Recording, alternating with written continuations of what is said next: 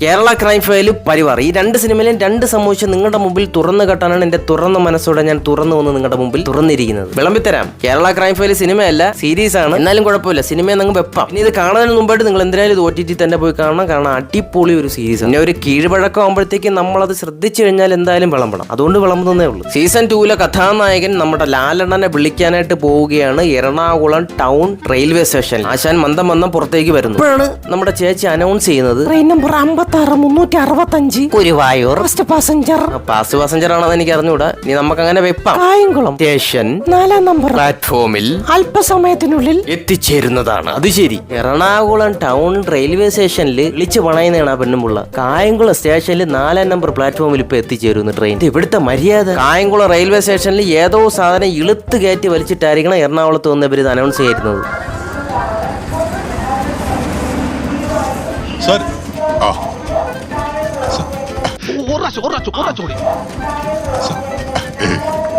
വീട്ടിൽ പോയില്ലേ?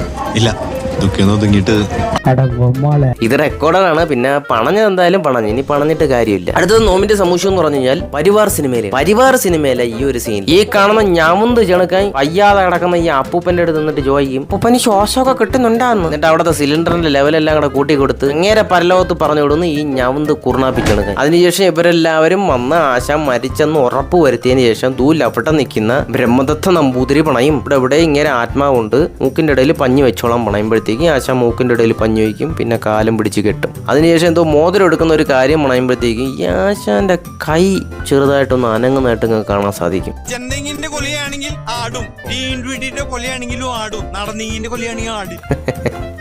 അതേ സുഹൃത്തുക്കളെ, മരിച്ച ആശാന്റെ കൈ കിടന്ന് കുണുകുണാന്ന് ഇങ്ങനെ ആടും. അപ്പൊ ഈ രണ്ട് സമൂഹം നിങ്ങൾ ശ്രദ്ധിച്ചിട്ടുണ്ടെങ്കിൽ താഴെ കമന്റ് ചെയ്യും. ശരി, എന്നാ പോണം.